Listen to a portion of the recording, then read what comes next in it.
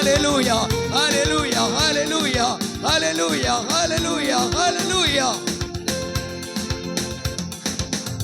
அதிகமாக நேசிக்கிறீங்களா அன்பின் பரலோக பிதாவே, அருமையான ஆசீர்வாதமான இந்த நல்ல நேரத்துக்காக நாங்கள் மை ஸ்தோத்திரிக்கிறோம்.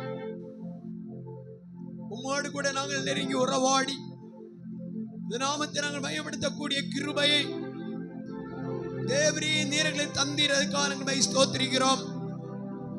தேவ சமூகத்தில் கூடிய இந்த பிள்ளைகள் ஒவ்வொருவரையும் தனித்தனியாக பேர் பேராக குடும்பம் குடும்பமாக கர்த்தர் ஆசீர்வதிக்கும்படி நாங்கள் ஜெபிக்கிறோம். கடந்த மாதத்திலே எத்தனையோ விதமான நன்மைகளை நீர் எங்களை செய்தீர் ஆண்டவரே. இந்த 4வது மாதத்தின் கர்த்தாவே, 6ஆம் தேதி இந்த பகல் வேளையில உம்முடைய சமூகத்தில் கடந்து வந்திருக்கிறது எங்களுடைய கழிவல்ல, உம்முடைய மகா பெரிய தயவு. எங்களை மட்டும் பாதுகாத்து உம்முடைய கிருபைக்கு நன்றி ஆண்டவரே. தகப்பன் தன் பிள்ளைகளுக்கு இறங்குகிறது போல உமக்கு பயப்படுகிற பிள்ளைகளுக்கு நான் இறங்கு என்று வாக்கு பண்ண கர்த்தர் இந்த மாதம் முழுவதிலும் பிள்ளைகளை உம்முடைய இரக்கத்தை வெளிப்படுத்தி தகப்பனை போல் கூட இருந்து நீர் வழி நடத்த போறபடினால் நாங்கள் ஸ்தோத்திரிக்கிறோம். கூடிய இந்த யாவரையும் ஆசீர்வதியும், வசனம் சொன்ன பிள்ளைகளை ஆசீர்வதியும். பிள்ளைகள் மேல் தேவனுடைய விசேஷமான கிருபை கூட இருப்பதாக.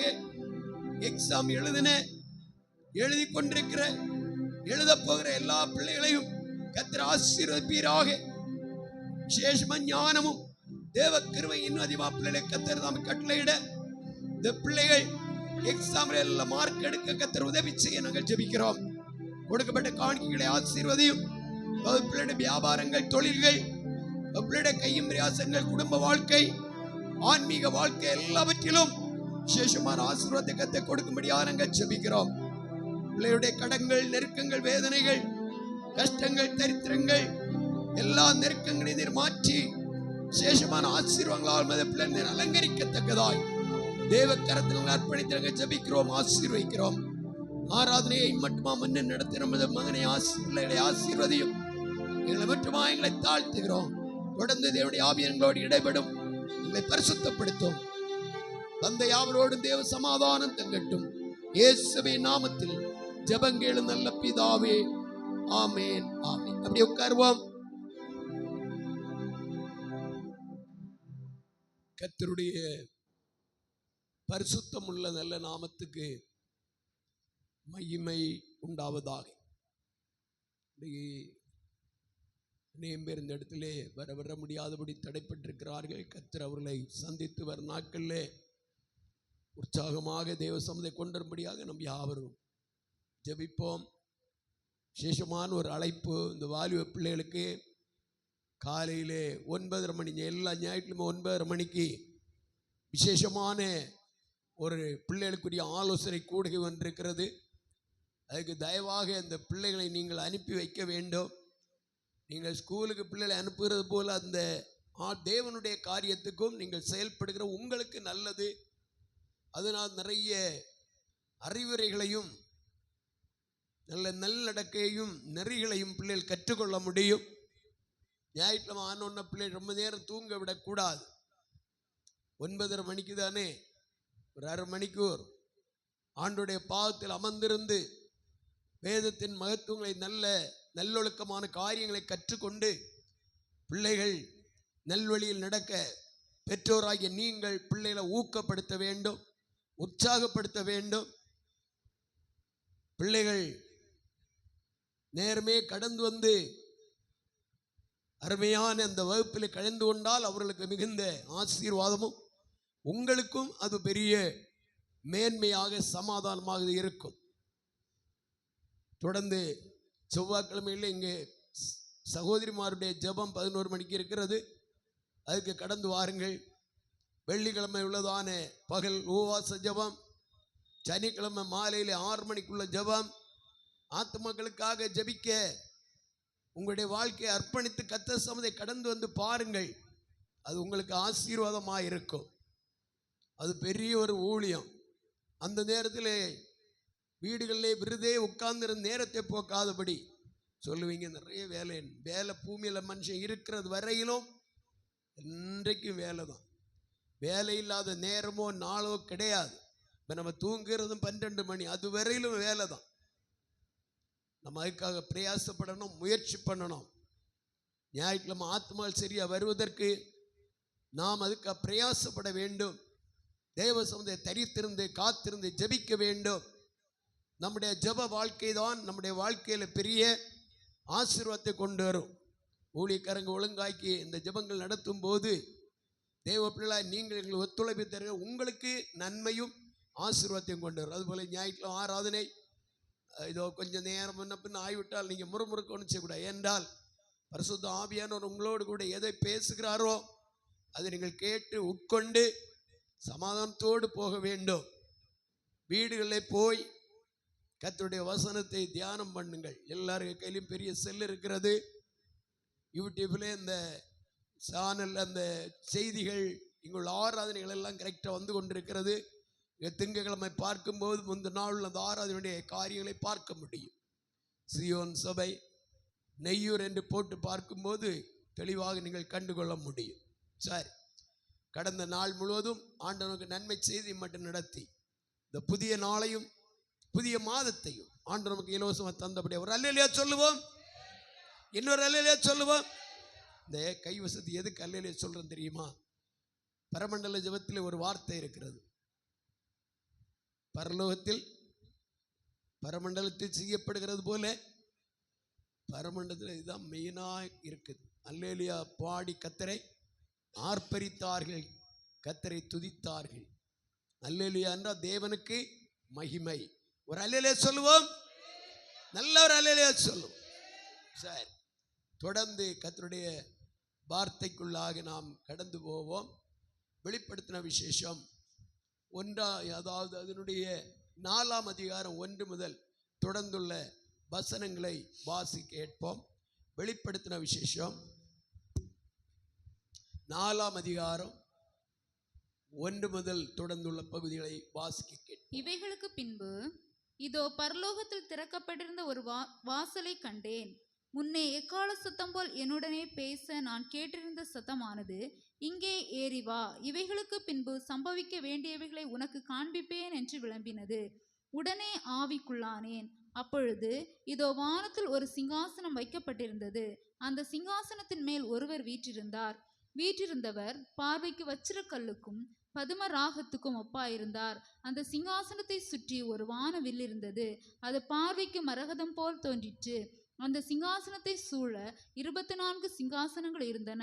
24 மூப்பர்கள் வெண்வஸ்திரம் தரித்து தங்கள் சிரசுகளில் பொன்முடி சூடி அந்த சிங்காசனங்களின் மேல் உட்கார்ந்திருக்க கண்டேன். அந்த சிங்காசனத்திலிருந்து மின்னல்களும் இடி முழக்கங்களும் சத்தங்களும் புறப்பட்டன. தேவனுடைய 7 ஆவிகளாகிய 7 அக்கினி தீபங்கள் சிங்காசனத்துக்கு முன்பாக எரிந்து கொண்டிருந்தன. அந்த சிங்காசனத்துக்கு முன்பாக பளிங்கு கொப்பான கண்ணாடி கடல் இருந்தது. அந்த சிங்காசனத்தின் மத்தியிலும் அந்த சிங்காசனத்தை சுற்றிலும் 4 ஜீவன்கள் இருந்தன. அவைகள் முன்புறத்திலும் பின்புறத்திலும் கண்களால் நிறைந்திருந்தன. முதலாம் ஜீவன் சிங்கத்திற்கொப்பாகவும், 2ஆம் ஜீவன் காளை கொப்பாகவும், 3ஆம் ஜீவன் மனுஷ முகமும் போன்ற முகமுள்ளதாகவும், 4ஆம் ஜீவன் பறக்கிற கழுகுக்கு ஒப்பாகவும் இருந்தன. அந்த 4 ஜீவன்களிலும் ஒவ்வொன்றும் அவ்வாறு சிறகுள்ளவைகளும் சுற்றிலும் உள்ளேயும் கண்களால் நிறைந்தவைகளுமாயிருந்தன. அவைகள் இருந்தவரும் இருக்கிறவரும் வருகிறவருமாகிய சர்வ வல்லமையுள்ள தேவனாகிய கர்த்தர் பரிசுத்தர் பரிசுத்தர் பரிசுத்தர் என்று இரவும் பகலும் ஓய்வில்லாமல் சொல்லிக் கொண்டிருந்தன. மேலும் சிங்காசனத்தின் மேல் வீற்றிருந்து சதா காலங்களிலும் உயிரோடு இருக்கிறவருக்கு அந்த ஜீவன்கள் மகிமையையும் கனத்தையும் ஸ்தோத்திரத்தையும் செலுத்தும் போது 24 மூப்பர்களும் சிங்காசனத்தின் மேல் வீற்றிருக்கிறவருக்கு முன்பாக வணக்கமாய் விழுந்து சதா காலங்களிலும் உயிரோடு இருக்கிறவரை தொழுது கொண்டு தங்கள் கிரீடங்களை சிங்காசனத்துக்கு முன்பாக வைத்து, கர்த்தாவே, தேவரீர் மகிமையும் கனத்தையும் வல்லமையும் பெற்று கொள்கிறதற்கு பாத்திரராய் இருக்கிறீர். நீரே சகலத்தையும் சிருஷ்டித்தீர். உம்முடைய சித்தத்தினாலே அவைகள் உண்டாயிருக்கிறவைகளும் சிருஷ்டிக்கப்பட்டவைகளுமா இருக்கிறது என்றார்கள். அல்லேலூயா. என்றைக்கும் செய்திகள் பல விதத்தில் ஆண்டவர் தருகிறார். இன்றைக்கு கொஞ்சம் வித்தியாசமான நிலையை இந்த வெளிப்படுத்தின விசேஷம் இந்த 4ஆம் அதிகாரத்துள்ள பகுதியை நாம் சற்று தியானிக்க போகிறோம். முதல் வசனத்தை வாசிப்போம். இவைகளுக்கு பின்பு இதோ பரலோகத்தில் திறக்கப்பட்டிருந்த ஒரு வாசலை கண்டேன். பரலோகத்தில் திறக்கப்பட்ட ஒரு வாசல். இந்த அருமையான இந்த பகல் வேளையிலே தேவனுடைய வார்த்தை கேட்கும்படி தேவ சமூகம் அமர்ந்திருக்க அருமையான தேவனுடைய பிள்ளைகளே, நமக்காக வேண்டி பரலோகத்திலே நித்திய வீட்டிலே ஒரு மகிமையான இடம் ஒன்று இருக்கிறது. அங்கே உள்ளே போவதற்கு ஒரு வாசல் இருக்கிறது. அங்கே யார் போவா? ஏசாயா தீர்க்கதரிசியின் புஸ்தகம் 26ஆம் அதிகாரம் 2ஆம் வசனம் படிக்கும் போது படித்து பாருங்கள்.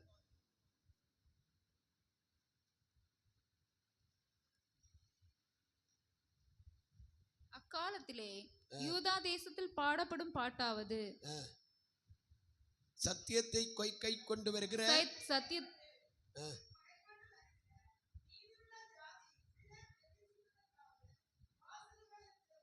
சத்தியத்தை கை கொண்டு வருகிற அருமையான தேவனுடைய பிள்ளைகளே, யார் யார் தேவனுடைய வசனத்தை கை கொண்டு வருகிறார்களோ, அவருடைய வசனத்தை கீழ்ப்படிந்து நடக்கிறார்களோ, அவர்களுக்காக பரலோகம் திறக்கப்படுகிறது. கரங்களை தட்டி எல்லாரும் கர்த்தரை நாம் ஸ்தோத்திரம் பண்ணி மகிமைப்படுத்துவோம்.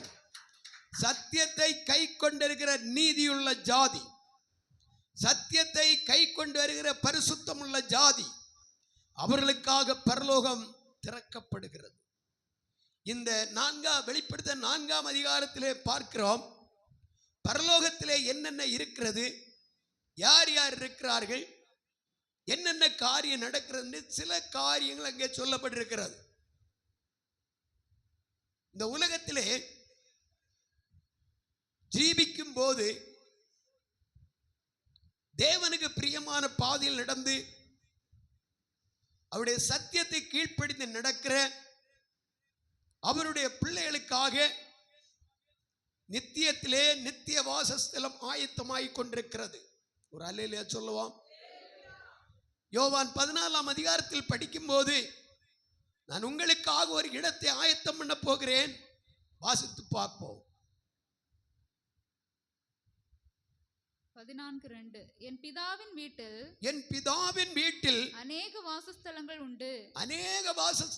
அப்படி இல்லாதிருந்தால் நான் உங்களுக்கு சொல்லி இருப்பேன். ஸ்தலத்தை உங்களுக்காக ஆயத்தம் பண்ண போகிறேன். நான் உங்களுக்கு ஒரு ஸ்தலத்தை ஆயத்தம் பண்ண போகிறேன். நான் போய் உங்களுக்காக ஸ்தலத்தை ஆயத்தம் பண்ணின பின்பு, உங்களுக்காக ஒரு ஸ்தலத்தை ஆயத்தம் பண்ண பின்பு, நான் இருக்கிற இடத்திலே நீங்களும் இருக்கும்படி நான் மறுபடியும் வந்து உங்களை என்னிடத்தில் சேர்த்துக்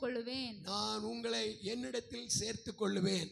அருமையான தேவனுடைய பிள்ளைகளே, ஆண்டவராய் இயேசு சொன்ன அநேக காரியங்கள், அதுல முக்கியமான ஒரு பகுதி இது. நித்தியத்திலே நமக்காக வேண்டி நித்திய வீடு கட்டப்பட்டு கொண்டிருக்கிறது. பூமியிலே மனுஷன் எத்தனையோ விதவிதமான நிலையில் அடுக்கடுக்கான மாடிகளை கட்டி, சித்திர வேலைகளை தீர்த்து, பளிங்கு கொப்பான கற்களை போட்டு, எத்தனையோ அழகு பார்த்து, எத்தனையோ மிகவும் உறுதியான வீடுகளை கட்டி கொண்டிருக்கிறார்கள். ஆனாலும் அதெல்லாம் ஒரு குறிக்கப்பட்ட நாட்களுக்கு தான் மனுஷனுடைய குடியிருப்பு. 50 வருஷமோ அல்ல 100 வருஷம், அதோட முடிந்து விடுகிறது. அதுக்கு பின்பு உடைய பெயர் பிரஸ்தாபம் எல்லாம் அழிந்து போகும். கனம் பெருந்தவனாயிருந்தும் அறிவில்லாத மனிதன் அழிந்து போகிற மிருகங்களை ஒப்பாயிருக்கிறான். சத்தியத்தை கை கொள்ளாதபடி, ரட்சிக்கப்படாதபடி, ஞானஸ்நானம் எடுக்காதபடி, அபிஷேகம் வாங்காதபடி, ஆண்டவருக்கு பிரியமான பாதையை நடவாதபடி, ஏனோ தானே என்று போகிற ஒரு கூட்டம் ஜனம், கனம் பெற்றவர்கள்தான், புகழ் பெற்றவர்கள்தான், ஐஸ்வர்யம் நிறைந்தவர்கள், படித்தவர்கள், மேதைகள், கல்விமான்கள், எந்த இடத்திலும் நின்று காரியங்களை சாதிக்க திறன் உள்ளவர்கள். ஆனால் அது இந்த பூமியோடு தான். இந்த பூமியை விட்டு கடந்து போகும்போது நித்தியத்திலே தேவன் எதிர்பார்க்கிற ஒழுங்கின்படி உள்ள சட்ட திட்டத்தின்படி உள்ள காரியம் நாம் பூமியில் கடைபிடித்து நடந்தால்தான் நமக்காக பரலோகத்தின் வாசல் திறக்கும். கரங்களை தட்டி கர்த்தரை நாம் ஸ்தோத்திரிப்போம். இங்கே இன்னும் ஒரு காரியத்தை நாம் படிக்க போகிறோம். மத்தேயு எழுதின சுவிசேஷம் 7ஆம் அதிகாரம் 13வது வசனத்திலிருந்து ஆண்டவராகிய இயேசு சொன்ன ஒரு முக்கியமான பகுதியை வாசியுங்கள். இடுக்கமான வாசல் வழியாய் உட்பிரவேசியுங்கள். இடுக்கமான வாசல் வழியாய் உட்பிரவேசியுங்கள். கேட்டுக்கு போகிற வழி வாசல், கேட்டுக்கு போகிற வாசல் விரிவும் வழி விசாலமுமாய் இருக்கிறது. வழி விசாலமுமாய் இருக்கிறது. அதன் வழியாய் பிரவேசிக்கிறவர்கள் அநேகர். ஜீவனுக்கு போகிற வாசல், பரலோகத்துக்கு போகிற வாசல் இடுக்கமும் வழி நெருக்கமுமாய் இருக்கிறது. அதை கண்டுபிடிக்கிறவர்கள் சிலர். இந்த நாள் பகல் வேளையில 2 வாசல், ஒன்று பரலோகத்தின் வாசல், இன்னொன்று ஒரு விரிவான வாசல். அது இந்த பூமியில இருக்கும்போது 2 கூட்டத்தார் 2 வாசல் வழியாய் கடந்து போறாங்க. ஒன்று விரிவான வாசல், தங்களுடைய மனமும் மாம்சமும் விரும்பினது போல தங்களுடைய இஷ்டப்படி நடக்கக்கூடிய.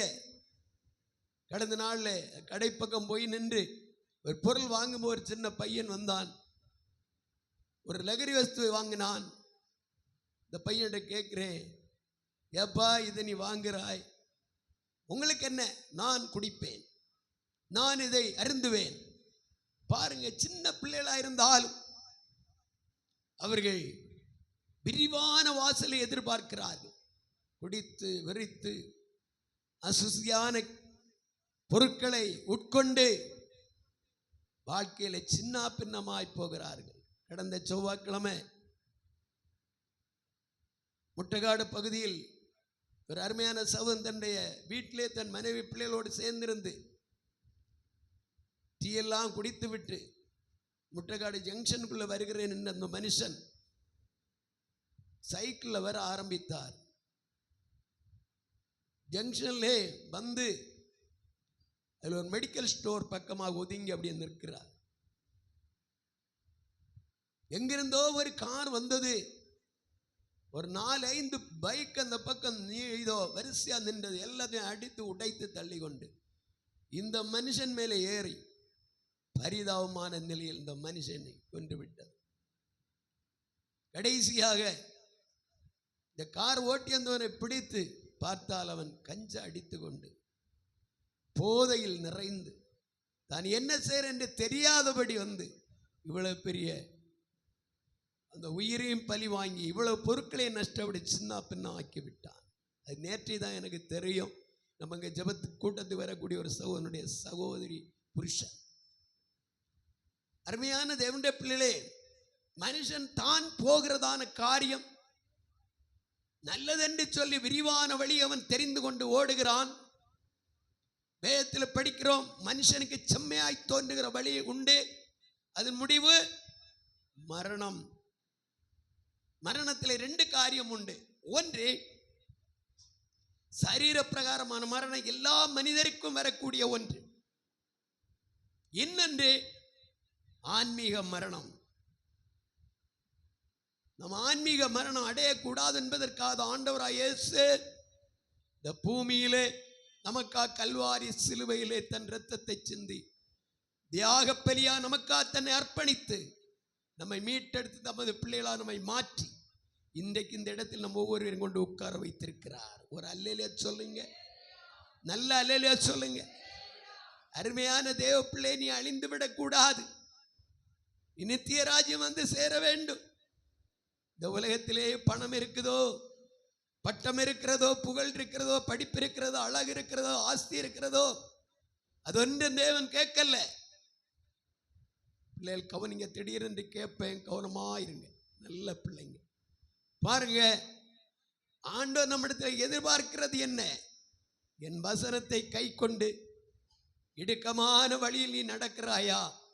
நான் உனக்கு முன்பாக வைத்த சத்தியத்தின் பாதையிலே நீ நடக்கிறாயா என்று கர்த்தர் கேட்கிறார். சத்தியத்தை கை கொண்டிருக்கிற நீதியுள்ள ஜாதிக்காக பரலோகத்தின் வாசல் திறக்கப்படுகிறது. நல்ல அல்லேலூயா சொல்லுங்க, நல்ல அல்லேலூயா சொல்லுங்க. இந்த பூமி வெந்துரு சாம்பல் ஆகுமே, சிந்தித்து மனந்திரும் அவரை அண்டிக்கொள். இந்த பூமி வெந்துரு சாம்பல் ஆகுமே, சிந்தித்து மனந்திரும் அவரை அண்டிக்கொள். விரைவுடன் ஓடிவா விண்ணினில் சேரவே, வேகமாய் வேகமாய் வேகமாய். விரைவுடன் ஓடிவா விண்ணினில் சேரவே, வேகமாய் வேகமாய் வேகமாய். அந்த நாள் என்ப என்ப என்ப நாள், எங்கள் இயேசு ராஜன் வானில் தோன்றும் நாள். ஹல்லேலூயா ஹல்லேலூயா ஹல்லேலூயா ஹல்லேலூயா ஹல்லேலூயா ஹல்லேலூயா. கையை மடக்கி வைக்கல, கரங்களை உற்சாகமா தட்டி நீங்கள் தேவனுக்கு நன்றி சொல்லணும். இங்கே தேவன் நம்முடைய மத்தியிலே வீற்றிருக்கிறார். ஒரு அல்லேலூயா சொல்லுவோம். பாருங்க, நாம் தேவனுடைய சமூகத்தில் உள்ள ஆசீர்வாதத்தையும் நித்திய ராஜ்யத்துடைய மேன்மையும் பெற்றுக்கொள்ள வேண்டும் என்றால் அதற்கு ஏற்ற நிலையில் உள்ளதான ஆயத்தமும் தகுதியும் நம்மிலே வேண்டும். வெளிப்படுத்தின விசேஷம் 21 கடைசி படிக்கும் போது வாசித்து பாருங்கள். தீட்டுள்ளதும் அருவருப்பையும் பொய்யையும் நடப்பிக்கிறதுமாகிய ஒன்றும் அதில் பிரவேசிப்பது இல்லை. ஆட்டுக்குட்டியானவரின் ஜீவ புஸ்தகத்திலே எழுதப்பட்டவர்கள் மாத்திரம் அதில் பிரவேசிப்பார்கள். இந்த நாள் பகல் வேளையில பரலோகத்தின் வாசலுக்குள் பிரவேசிக்க வேண்டும் என்றால் நம்முடைய பெயர் ஜீவ புஸ்தகத்தில் இருக்க வேண்டும்.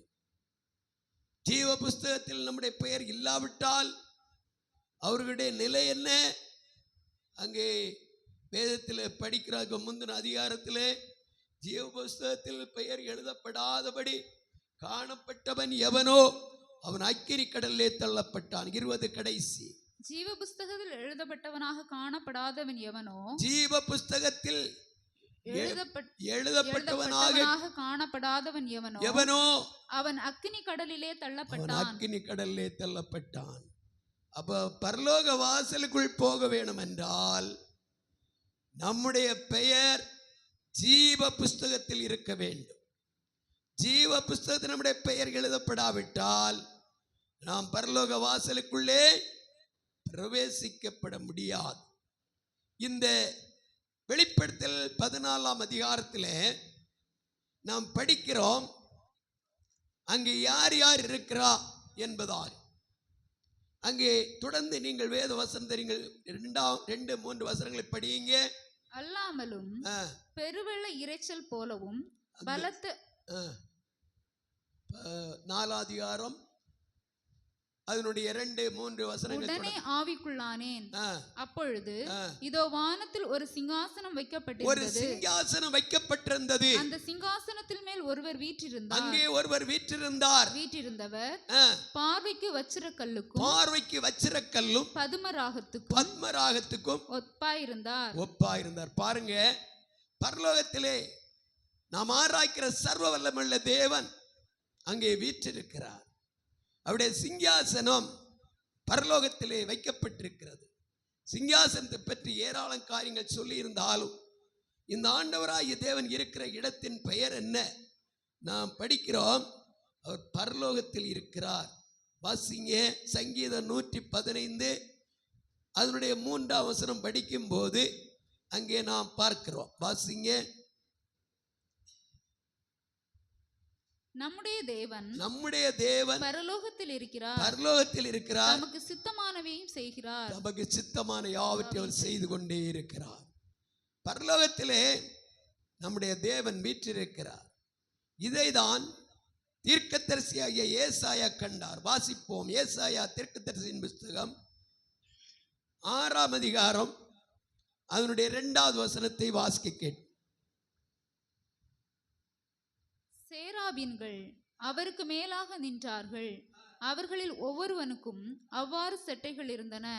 அவனவன் 2 செட்டைகளால் தன் தன் முகத்தை மூடி, 2 செட்டைகளால் தன் தன் கால்களை மூடி, 2 செட்டைகளால் பறந்து ஒருவரை ஒருவர் நோக்கி, சேனைகளின் கர்த்தர் பரிசுத்தர் பரிசுத்தர் பரிசுத்தர், பூமி அனைத்தும் அவருடைய மகிமையால் நிறைந்திருக்கிறது என்று கூப்பிட்டு சொன்னார்கள். போதும். பரலோகத்திலே சர்வ வல்லமையுள்ள தேவன் வீற்றிருப்பதை இந்த ஏசாயா காண்கிறார். முதல் வசனம் வாசிப்போம். உயரமும் உன்னதமான இடத்திலே ஆண்டவர் உயரம் உன்னதமான சிங்காசனத்தின் மேல் வீற்றிருக்க கண்டேன். போதும். அந்த உயரமும் உன்னதமான சிங்காசனம் பரலோகம். கரங்களை தட்டி எல்லாரும் கர்த்தரை ஸ்தோத்திரம் பண்ணி மகிமைப்படுத்துவோம்.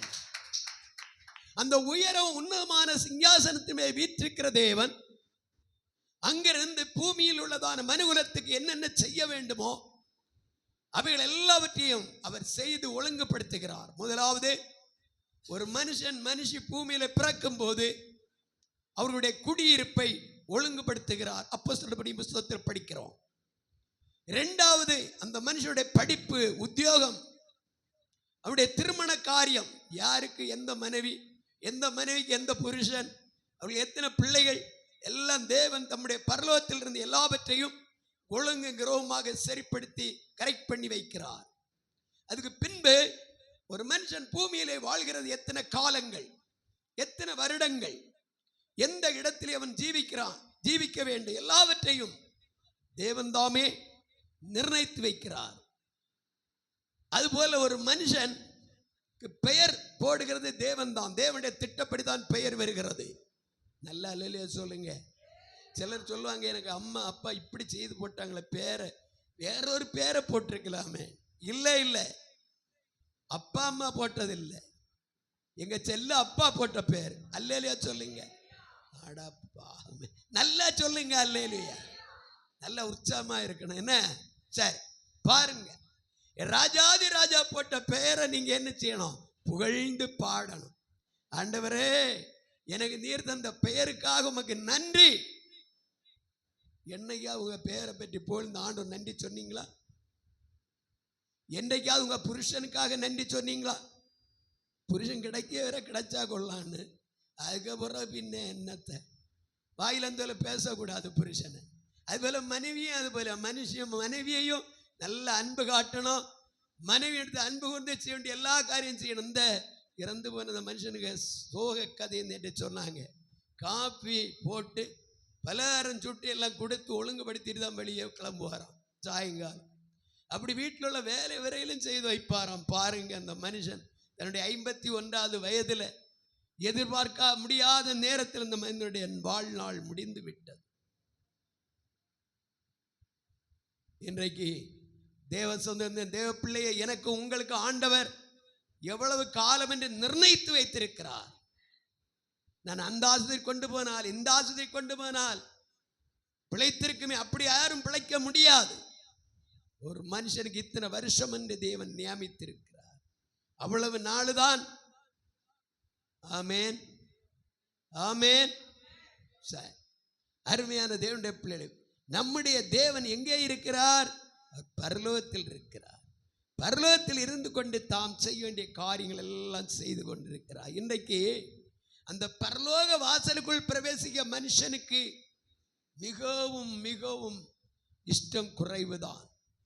விரிவான வழியில் போகதான் மனிதன் பார்க்கிறான். விரிவான வழியில் அவன் போகிறதுனாலே அவனுடைய வாழ்க்கையிலே பூமியிலே சமாதானமாக இருப்பது போல, பூமியிலே அவன் எதிர்பார்க்க நன்மையெல்லாம் பெற்றுக்கொள்வது போல அவன் நினைக்கிறான். ஆனாலோ முடிவிலே அந்த மகிமையில் போய் சேரக்கூடிய, அந்த நித்திய மகிமையான இளைப்பாற இடத்தில் போய் சேரக்கூடிய, அந்த பரலோகத்தின் மகிமையான இடத்தை சுதந்திரிக்கக்கூடிய இடம் கிடைக்காதபடி போய்விடுகிறது. இதுக்கு ஆண்டவராகிய இயேசு இந்த ஐஸ்வர்யவான் லாசருடைய சம்பவத்தில் படிக்கும்போது, இந்த லாசரு இதோ மரித்து ஆபிரகாமுடைய மடியில் கொண்டு செல்லப்படுகிறார். ஆனால் இந்த அருமையான ஐஸ்வர்யமான் மரித்து பாதாளத்தில் போய் சேருகிறார். பாதாளத்தில் சேருகிற இந்த மனுஷன், நான் இங்கே வேதனைப்படுகிறேன், அவன் கூக்குரல் இடுகிறான். அந்த இடம் யாரோ எடுத்தீங்களா? அவன் கூக்குரல் இடுகிறான். அருமையான தேவனுடைய பிள்ளைகளே, இந்த பூமியிலே சம்பீரமாய் நீ வாழ்ந்தாய். லூக்காவின் சுவிசேஷம் அதனுடைய 16ஆவது அதிகாரத்தில் அந்த பகுதி வரும்னு நான் நினைக்கிறேன். யாராவது எடுத்தீங்கன்னா கடைசி பகுதியில் வரும்போது நீங்க படிக்கலாம். லூக்கா 16:19 வாசிங்க. ஐஸ்வர்யமுள்ள ஒரு மனுஷன் இருந்தான். அவன் இரத்தாம்பரமும் விலையேற பெற்ற வஸ்திரமும் தரித்து அனுதினமும் சம்பீரமாய் வாழ்ந்து கொண்டிருந்தான். லாசரு எனும் பெயர் கொண்ட ஒரு தரித்திரன் இருந்தான். பூமியில இருக்கும் போது இந்த ஐஸ்வர்யன் சம்பீரமாய் வாழ்ந்தான். சாப்பாட்டு குறைவில்லை, பங்களா, பெரிய நல்ல அருமையான பங்களாவில் அவன் ஜீவித்துக் கொண்டிருக்கிறான். பிள்ளைகள், மருமக்கள், பேர பிள்ளைகள், மனைவி, ஐயோ அவனுக்கு என்ன வேணுமோ எல்லாம் உண்டு. சம்பீரமாய் வாழ்ந்தான். ஒரு காரியம் அவனுக்கு என்ன இல்லை, கஷ்டமே இல்லை. கீழே இங்க தொடர்ந்து வாசிங்க. லாசரு எனும் பெயர் கொண்ட ஒரு தரித்திரனும் இருந்தான். அவன் பருக்கள் நிறைந்தவனாய் அந்த ஐஸ்வர்யவானுடைய வாசலருகே கிடந்து அவனுடைய மேஜையிலிருந்து விழும் துணிக்கைகளாலே தன் பசியை ஆற்ற ஆசையா இருந்தான். நாய்கள் வந்து அவன் பருக்களை நக்கிற்று. பின்பு அந்த தரித்திரன் மரித்து தேவதூதரால் ஆபிரகாமுடைய மடியிலே கொண்டு போய் விடப்பட்டான். ஐஸ்வர்யவானும் மரித்து அடக்கம் பண்ணப்பட்டான். பாதாளத்திலே அவன் வேதனை போது தன் கண்களை ஏறெடுத்து தூரத்திலே ஆபிரகாமையும் அவன் மடியிலே லாசருவையும் கண்டான். அப்பொழுது அவன், தகப்பனாகி ஆபிரகாமே, நீர் எனக்கு இறங்கி லாசரு தன் விரலின் நுனியை தண்ணீரில் தோய்த்து என் நாவை குளிர பண்ணும்படி அவனை அனுப்ப வேண்டும். இந்த அக்கினி ஜுவாலையில் வேதனைப்படுகிறேனே என்று கூப்பிட்டான். அதற்கு ஆபிரகாம், மகனே, நீ பூமியிலே உயிரோடு இருக்கும் காலத்தில் உன் நன்மைகளை அனுபவித்தாய். லாசருவும் அப்படியே தீமைகளை அனுபவித்தான். அதை நினைத்துக்கொள். இப்பொழுது அவன் தேற்றப்படுகிறான், நீயோ வேதனைப்படுகிறாய். அதுவும் அல்லாமல் இவ்விடத்திலிருந்து உங்களிடத்திற்கு கடந்து போகவும் அவ்விடத்திலிருந்து எங்களிடத்திற்கு கடந்து வரவும் மனதுள்ளவர்களுக்கு கூடாதபடிக்கு எங்களுக்கும் உங்களுக்கும் நடுவே பெரும் பிளப்பு உண்டாக்கப்பட்டிருக்கிறது என்று. பெரும் பிளவு உண்டாயிருக்கிறது. அப்பொழுது அவன், அப்படியானால் தகப்பனே, எனக்கு 5 பேர் சகோதரர் உண்டு. அவர்களும் வேதனை உள்ள இந்த இடத்துக்கு வராதபடி அவன் போய் அவர்களுக்கு சாட்சியாக அறிவிக்கும் பொருட்டு நீர் அவனை என் தகப்பன் வீட்டுக்கு அனுப்பும்படி உம்மை வேண்டிக் கொள்ளுகிறேன் என்றான். ஆபிரகாம் அவனை நோக்கி, அவர்களுக்கு மோசேயும் தீர்க்கதரிசிகளும் உண்டு, அவர்களுக்கு அவர்கள் செவி கொடுக்கட்டும் என்றான். அதற்கு அவன், அப்படி அல்ல தகப்பனாகி ஆபிரகாம், மரித்தோரிலிருந்து ஒருவன் அவர்களிடத்திற்கு போனால் மனம் திரும்புவார்கள் என்றான். அதற்கு அவன், அவர்கள் மோசேக்கும் தீர்க்கதரிசிகளுக்கும் செவி கொடாவிட்டால் மரித்தோரிலிருந்து ஒருவன் எழுந்து போனாலும் நம்ப மாட்டார்கள் என்று சொன்னான் என்றார். அல்லேலூயா. இப்போ பாதாளத்தில் போய் சேர்ந்த, பாதாளத்தின் வாசலுக்குள் பிரவேசித்ததான இந்த ஐஸ்வர்யவான் நல்ல வேண்டுதல் பண்ணுகிறார், விண்ணப்பம் எடுக்கிறார், ஜெபிக்கிறார். இன்றைக்கு குடும்ப ஜெபம் கொஞ்ச நேரம் உட்கார மாட்டீங்களா? அதெல்லாம் முடியாது. இந்த ஜெபத்துக்கு வர மாட்டீங்களா? ஐயோ நேரமே இல்லைங்க, நேரமே இல்லை. உலக மனுஷன் சம்பீரமாய் வாழ்கிறான். மன இஷ்டம், விருப்பம், மனசும் மாம்சம் விரும்பினது போல் நடக்கிறான். ஞாயிற்றுக்கிழமை ஆராதனைக்கு வர வரையிலும் நேரம் கிடைக்கலைங்க. பாதாளத்தில் போயிலிருந்து ஜெபம் ஏறெடுக்கிறான். அங்கே ஒரு பெரிய ஆராதனையே நடக்கிறது. ஆபிரகாமே இல்லை, ஆபிரகாம் எனக்கு சகோதரர்கள் இருக்கிறார்கள். இன்றைய சகோதரர்களுக்குள்ள ஒரு ஐக்கியம் இல்லை, சமாதானம் இல்லை, ஒரு அன்பு இல்லை, ஒரு ஆகாரம் ஒன்று. சகோதரன் வாரம் நேரம் சாப்பிட கொடுக்க மாட்டாங்க சகோதரனுக்கு, ஒரு அடி நிலத்தை விட்டு கொடுக்க மாட்டாங்க. அப்படிப்பட்ட உலகத்தில் இருக்கிற சகோதரர்கள், பாதாளத்தில் போன சகோதரனா இந்த ஐஸ்வர்யவான் தன் சகோதரனை பற்றி நினைக்கிறான். வேதத்திலே 2 காரியம் இருக்குது. என்ன தெரியுமா? பாதாளத்தில் போகிறவர்கள் பூமியில் இருந்த காலத்தில் உள்ள காரியத்தை நினைத்து அலறுவார். அவர்கள் செய்த கிரியைகளை நினைப்பார்கள். பிள்ளைகள் அங்க கவனிங்க, பிள்ளைகள் எல்லாரும் பெரியவர்கள் எல்லாம் அங்க கவனிங்க. அப்படியே நினைத்து நினைத்து நினைத்து அலறி கொண்டே இருப்பார். வேதனை தாங்காது. பாதாளத்தின் வாசல் போக விரும்பாதே. பரலோகத்தின் வாசல்கள் போகிறவர்கள் தங்களுடைய பிரயாசத்தை விட்டு ஓய்ந்து இளைப்பாறுவார்கள். வாசித்து பாருங்கள், வெளிப்படுத்தின விசேஷம் அதனுடைய 14ஆம் அதிகாரம் 14ஆம் வசனமா வாசிங்க.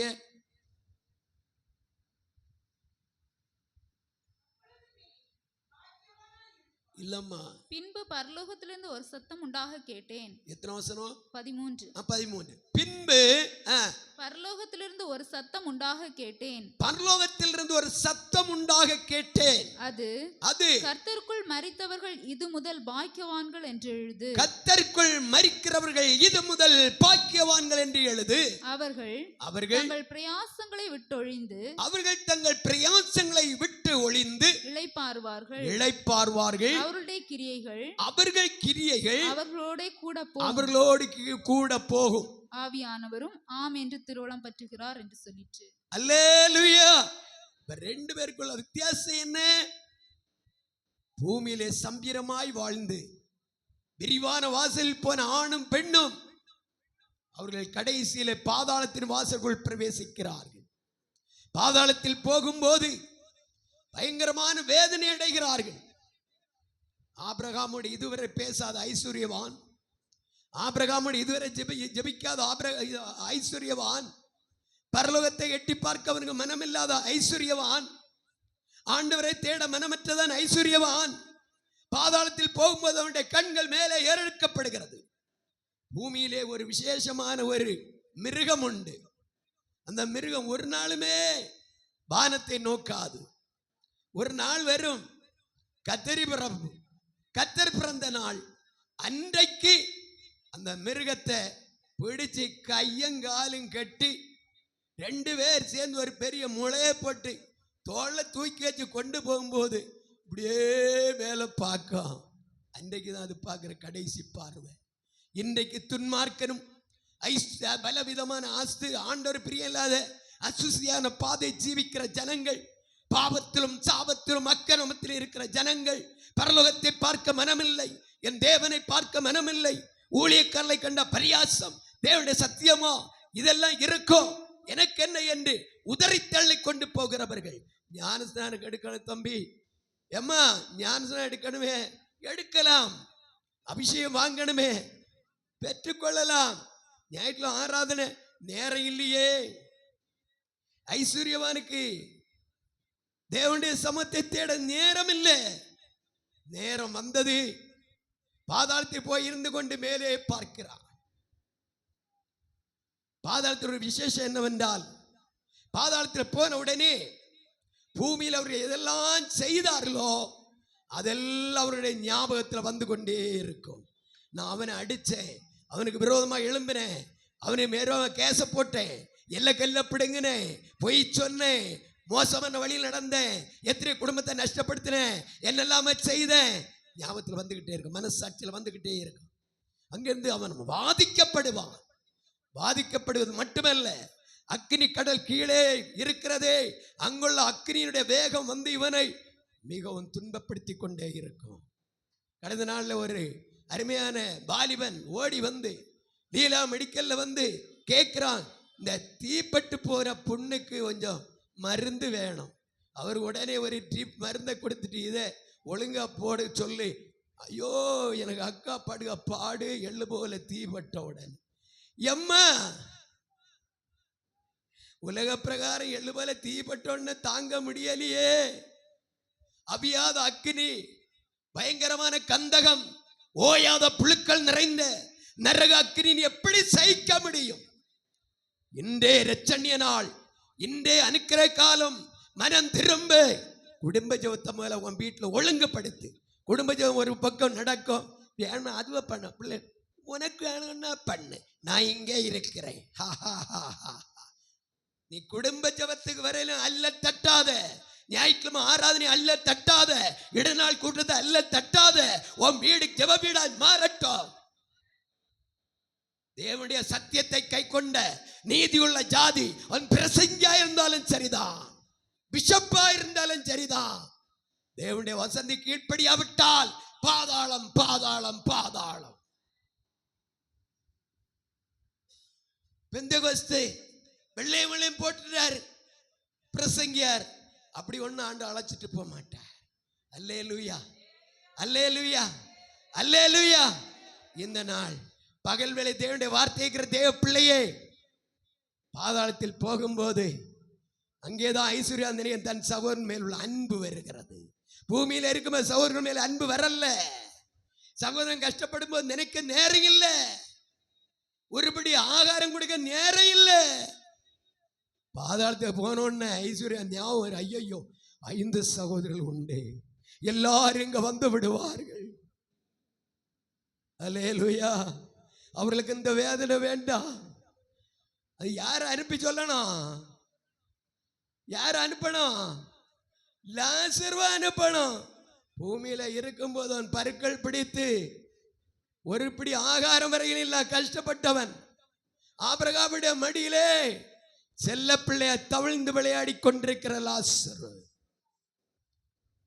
சுகமாய் சுபட்சமாய் தன்னுடைய வேதனைகளை எல்லாம் மறந்து, அதான் அடுத்து சொல்ல வரும் பாருங்க, இந்த பரலோகத்தின் வாசலுக்குள் பிரவேசித்தால் பூமியிலே பரிசுத்தவானாய் மரித்து பரலோகத்தின் வாசலுக்குள்ள போன ஒரு மனிதன் மனுஷி பூமியில் அடைந்த வேதனை ஒன்று நினைக்கவே நேரம் கிடைக்காது. அந்த வசனம் என்ன சொல்லுது வாசித்து பாருங்க. அதனுடைய 14-13 வாசிங்க திரும்ப. பின்பு பரலோகத்திலிருந்து ஒரு சத்தம் உண்டாக கேட்டேன். ஒரு சத்தம் உண்டாக கேட்டேன். அது கர்த்தருக்குள் மரித்தவர்கள் இது முதல் பாக்கியவான். அம்மா ஐயா சகோதரிகளே சகோதரிகளே, கர்த்தருக்குள்ள மரிக்கணும்னு ஆசை இருக்கா? கிறிஸ்துவுக்குள்ளே மரித்தோரெல்லாம் கிளம்பிய எழும்பிடுவா. கிறிஸ்துவை அம்மா போதம்மா, கொஞ்சம் இருங்க அம்மா. பாத்தீங்களா மியூசிக் எப்படி போடுறாங்க? சட்டா எனக்கு இந்த இது இன்னும் படிக்க முடியல. தலைக்கு மாட்டிலையும் கால் மாட்டிலையும் 10,000 கேஷியோ இருக்கு. நான் இதுவரை ஒன்றும் படிக்கல. நான் படிச்சிருக்கேன்னு தோத்துறேன் இல்லையா தான். எனக்கு முன்னெல்லாம் சொல்லுவாங்க, இவர் இல்லை வந்து கொட்டடிச்சு இப்படி பெலூன் போல இப்போ ஊதியாச்சுன்னு. அருமையான தேவனுடைய பிள்ளைகளே, கொட்டடிக்கிறோட மகத்துவம் தெரியுமா? காலையில் 5 மணிக்கு எழும்பி இங்க இந்த பேண்டை எடுத்து இங்கே காண இங்கே வச்சு போட்டாங்களோ, எடுத்து அடிச்சு 2 பாட்டு பாடி 6 மணி வரை ஜெபம் நடக்கும். அதனுடைய மகத்துவம் பெரியது. உங்க வீடுகள் எல்லாம் அந்த அனுபவம் இருக்கட்டும். இல்லை கேஷியோ போட்டு பாடுங்க. சில வீட்டில் கேஷியோ வாங்கி குளிப்பாட்டி ட்ரெஸ் போட்டு ட்ரெஸ் எல்லாம் போட்டு ஒதுக்கி வச்சிருக்க, நீ அங்கே இரண்டு. அதே மாதிரி ஞானஸ்நானம் எடுத்துட்டு கூட்டத்துக்கு வராம ஒதுங்கி இருக்கிறாங்க. அபிஷேகம் பெற்று ஒதுங்கி இருக்கிறாங்க. இன்னைக்கு என்ன நேரமே இல்லை எனக்கு, என் ஓசை ஜோத்து வரையில நேரமே இல்லை. பாதாளத்துல போகும்போது தெரியும். அருமையான தேவ பிள்ளையே, நீ பாதாளத்துக்கு போக அல்ல, பரலோக வாசலுக்குள் நீ பிரவேசிக்க வேண்டும். பரலோகத்தின் வாசலுக்கு என்னென்ன இருக்குன்னு இப்ப எடுத்து விசாரிக்க நேரம் இல்லை.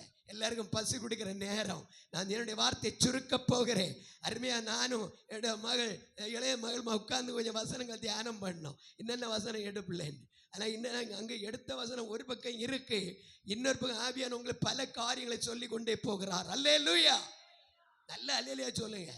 இப்போ எனக்கு கண்ணும் கட்டு முதுகும் கட்டு எல்லாம் நட்டா எல்லாம் கலந்து போன நேரத்திலே அவங்க மத்தியில் நிற்கிறேன். அல்லேலூயா அல்லேலூயா.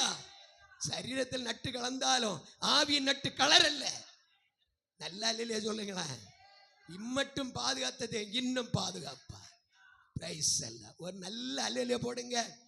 அருமையான தேவனுடைய பிள்ளைகளே, இங்கே நாம் பார்க்கிறோம், இதோ பரலோகத்தின் தேவன் இருக்கிறார்.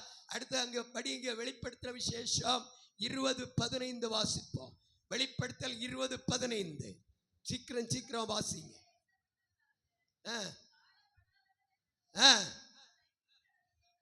அப்ப பரலோகத்தில் அடுத்தது இருப்பது யார்? இதோ ஜீவ புஸ்தகம். அங்கே படிக்கிறோம், பரலோகத்திலே அநேக புஸ்தகங்கள் திறக்கப்பட்டது. திறக்கப்பட்ட புஸ்தகத்திலே ஒரு மிகவும் பிரதானமான புஸ்தகம் ஜீவ புஸ்தகம். ஜீவ புஸ்தகத்தில் பெயர் எழுதப்பட்டவனாய் காணப்படாதவன் எவனோ அவன் அக்கினி கடல்லே தள்ளப்பட்டான். உன் அக்கினி கடல்லே போய் சேருவதற்காக அல்ல, நீ பரலோக ராஜ்யத்தில் சேர்வதற்காக ஆண்டவராய் இயேசு இந்த பூமியிலே தன் ஜீவனை கொடுக்க வந்து தன் ஜீவனை கொடுத்தா, அவருடைய இரத்தத்தை சிந்தினா. இன்னும் நாம் மனம் திரும்ப நேரம் இல்லையா? ஞானஸ்நானம் எடுக்க நேரம் இல்லையா? அபிஷேகம் பெற்ற ஆண்டவருக்கு பிரியமான பாதை நடக்க முடியவில்லையா? ஐயோ, பாதாளம் ஆவென்று வாயை பிளந்து வைத்திருக்கிறது. ஒவ்வொரு நிமிஷமும் ஆயிரமா ஜனங்கள் பாதாளத்தில் போய் மடிந்து கொண்டிருக்கிறார்கள். அங்கிருந்து ஒரு சத்தம் வந்து கொண்டிருக்கிறது, ஐயோ ஐயோ ஐயோ. இந்த கூக்குரல் அங்கிருந்து வரும். பரலோகத்தை என்ன சந்தோஷம், என்ன சத்தம் கேட்கும்? என்ன என் ஆனந்தம், என்ன என் ஆனந்தம் சொல்ல கூடாது. என்ன என் ஆனந்தம், என்ன என் ஆனந்தம் சொல்ல கூடாது. கிறிஸ்து என் பாவத்தை எல்லாம் மன்னன், கிறிஸ்து என் பாவத்தை எல்லாம் வெண்ணங்கி பொன்மோடு பாத்தியம் மேல் வீட்டி ஜெய கோடியுடனே. வெண்ணங்கி பொன்மோடு பாத்தியம் மேல் வீட்டி ஜெய கோடியுடனே. நூலையில் வந்து பின்னூலையில் சென்ற மன்னனை ஸ்தோத்தரிப்போ. மண்ணூலையில் வந்து எல்லாரும் சேர்ந்து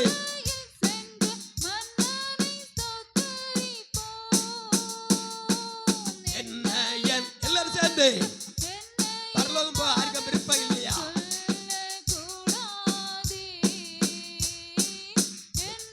என் ஆனந்தம், என்ன என் ஆனந்தம் சொல்ல கூடாது. மன்னன் கிறிஸ்து என்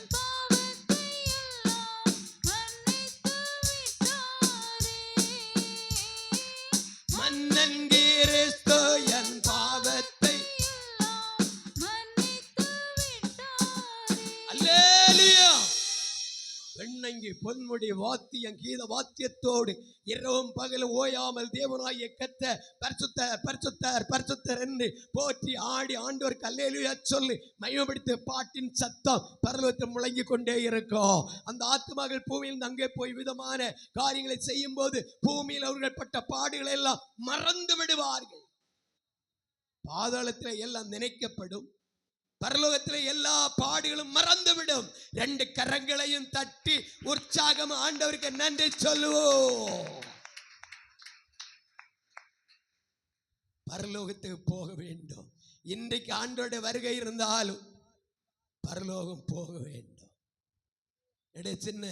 என்னுடைய பேரன் கேட்டான், நம்ம இந்த உலகத்தை விட்டு பிறகு நம்ம எங்க போனோம்? பரலோகம் போனோம். எப்போ போனோம்? ஏசப்பா வருவார், அப்ப நம்ம எல்லாம் சேர்ந்து போனோம்னு சொல்லி கொடுத்திருக்கிறேன். அல்லேலூயா, அல்லேலூயா. நம்முடைய வாழ்க்கையில எப்ப என் நேசர் வருவார் என்பதை எதிர்பார்த்திருக்க வேண்டும். அங்கே பரலோகத்தில் என் ஆண்டவராய் இயேசு இருக்கிறார். ஜீவ புஸ்தகம் இருக்கிறது. வெளிப்படுத்தல் 22:1-2 வசனம் வாசித்து பாருங்கள். பரலோகத்தில் அங்கே என்ன இருக்கிறது? வாசியுங்கள்.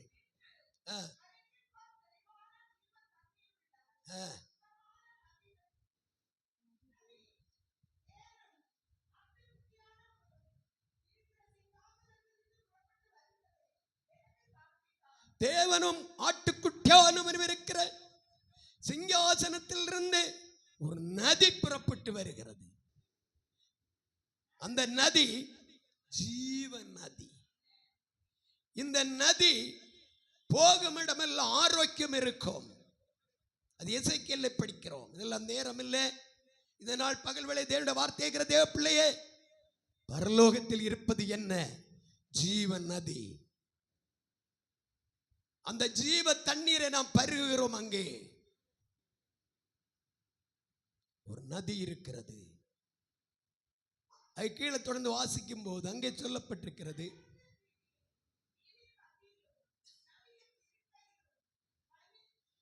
கொஞ்சம் இந்த மைக்கில் கொஞ்சம் வாசிங்கம்மா, மைக்கில் வாசிங்கம்மா, எடுத்து வாசிங்கம்மா, மைக்கில் தான் பின்னால கேட்கும். நகரத்து வீதியின் மத்தியிலும், நகரத்தின் வீதியின் மத்தியிலும், நதியின் இரு கரையிலும் 12 விதமான கனிகளை தரும், 12 விதமான கனிகளை தரும் ஜீவ விருட்சம் இருந்தது. ஜீவ விருட்சம் இருந்த எல்லா மாதமும் புதிய புதிய புதிய கனிகள் அந்த விருட்சங்கள் கொடுத்து கொண்டே இருக்கும். அல்லேலூயா, அல்லேலூயா. அந்த பழங்களை எடுத்து சாப்பிடும்போது அதுக்குள்ள புழு இருப்பதில்லை, வண்டு இருப்பதில்லை, கேடு இருப்பதில்லை. கடனால ஒரு வீட்டுக்கு போயிருந்தேன், ஒரு அழகான மாம்பழம் வாங்கிட்டு வந்து பாஸ்டரும் கொடுக்கணும் படபடப்பா வெட்டினாங்க. ஒரு பக்கம் வெட்டி 2ஆம் பக்கம் வெட்டும் போது உள்ளுக்கு இருந்து 2-3 வண்டுகள் பறந்து போகுது. பரலோகத்தில் இருக்க பழத்துக்கு அந்த வண்டொன்று இருப்பதில்லை, புழுக்கள் இருப்பதில்லை. நல்ல அல்லேலூயா சொல்லுங்க, நல்ல அல்லேலூயா சொல்லுங்க. அருமையான தேவனுடைய பிள்ளைகளே, அங்கே ஜீவன் நதி ஓடுகிறது. அதன் கரையிலே 12 விதமான விருட்சங்கள் இருக்கிறது. நம்ம அந்த பூமியில என்னெல்லாமோ வச்சு பார்க்கிறோம் விருட்சங்களை. ஒன்னாவது செம்மையா வருதா, சரியா ஒன்னாவது பலம் சரியா கொடுக்குதா, ஒன்றும் இல்லை. ஆனா பரலோகத்தில் போகும்போது நித்திய நித்திய காலம், கோடா கோடி யுகம், நம்ம வேலையும் செய்யாண்டாம், உரமும் போடாண்டாம். ஒரு கடையில் போனால் சொல்லுவான், என்னத்துக்கு இந்த தென்னை மரத்துக்கு இன்னும் உரம், என்ன பிரச்சனை, அதுக்கு ஏற்ற உரம் தருவான். மாமரமா அதுக்கு ஏற்ற உரம் தருவான். எல்லாம் விஷம். பரலோகத்தில் ஒன்றுமே வேண்டாம். அங்கே எல்லாம் தானே வளர்ந்து படந்து காய்த்து குமரி அழகாக இருக்கும். 1 கிலோ மாம்பழம் நேற்று கேட்கிறேன், அப்ப 150 ரூபாய்யாண்ணா. பரலோகத்தில் 150 ரூபாயும் கொடுக்காண்டா, ஒரு காசும் கொடுக்காண்டா. நமக்காக நம்முடைய தகப்பன் எல்லாம் நட்டு ஒழுங்குபடுத்தி அப்படியே வைத்திருக்கிறார். பிள்ளைகள் புரியுதா? பரலோகத்தின் விருட்சத்தின் பழங்களை புசித்து ஜீவ தண்ணீரை பருகி ஆண்டவருக்குள்ள சந்தோஷமா இருக்க போகிறோம். அங்க எப்போதும் சந்தோஷம்தான், அங்கே துக்கம் துயரம் கிடையாது. பாதாளத்தில் அப்படி இல்லைங்க, பாதாளத்தில் அப்படி இல்லை. பாதாளத்தில் துக்கமும் வேதனையும் அலறலும் துயரமும் பயங்கரமான வேதனை நிறைந்த இடம். தான் பூமியில் இருந்த நாட்கள்ல என்னென்ன துரோகம் மற்றவர்களுக்கு ஒவ்வொரு மனுஷி செய்தார்களோ அதெல்லாம் அவன் கண்ணு முன்னால படம் போல வரும். அலறுவான், ஐயோ நான் செய்துட்டனே, எனக்கு மீட்பில்லையா, எனக்கு கிடையாது. ஒரே தரம் மரிப்பது, பின்பு நியாயத்தீர்ப்பு. ஒரே தரம் மனுஷன் எப்ப யாருக்கு என்ன நடக்குன்னே தெரியும். கடந்த நாள் அந்த கடப்பகம் போய் நின்னேன், திடீரென்று அதுல பைக் வந்து விழுந்தது.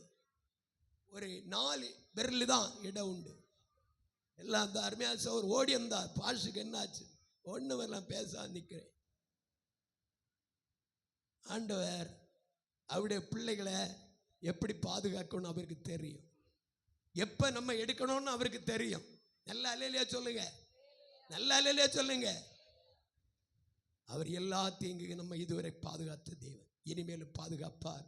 நாம் பரலோக வாசலுக்குள்ளே போய் நித்திய நித்திய காலங்க இருக்கிற மைமையான ஆசீர்வாதங்களை சுதந்தரிப்போம். அங்கேதான் மன்னா இருக்கிறது, ஜீவ விருட்சம் இருக்கிறது, ஜீவ தண்ணீர் இருக்கிறது. அங்க ஓயாமல் பாடலும் துதியும் ஸ்துதியும் ஆராதனை நடந்து கொண்டிருக்கிறது. அதில் நாம் அந்த கூட்டத்தோடு சேர்ந்து ஆண்டவர் ஆராதிக்க போகிறோம். இன்றைக்கு ஆண்டோட வருகை இருந்தால் இந்த வருகை சந்திக்க ஆயத்தமா?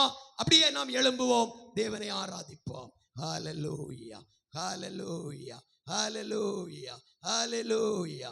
எல்லாரும் தேவனை விடுதலையோடு வாய் திறந்து தேவனை ஆராதித்து, ஆண்டவரே நீர் நம்முடைய வார்த்தைகளுக்காக நன்றி. இனி காலம் செல்லாது, இனி இயேசு வருகிறார், இனி இயேசு வருகிறார். ஒரு வருகை நாம் சந்திக்க ஆயத்தப்படுவோம். ஹல்லேலூயா, ஹல்லேலூயா. சத்தியத்தை கை கொண்டிருக்கிற நீதியுள்ள ஜாதி உள்ளே பிரவேசிக்க பரலோகம் திறக்கிறது, திறக்கிறது. ஹல்லேலூயா. பாடல் பாடும்போது எல்லாருடைய கரங்களை உற்சாகமா அடித்து கேட்கப்பட்ட வசனத்தோடு சேர்ந்து கர்த்தரை மகிமைப்படுத்தி அவரை ஆராதிப்போம், நம்மை ஒப்பு கொடுப்போம். தேவன் நம்மை ஆசீர்வதிப்பாராக. ஆமென். ஹalleluya, ஹalleluya, ஹalleluya, ஹalleluya, ஹalleluya. எல்லாருடைய கண்களை மூடுவோம். ரெண்டு கரங்களை உற்சாகமா அடித்து ஆண்டவருக்கு நன்றி சொல்லி மகிமைப்படுத்துவோம். எல்லாருடைய கண்களை மூடி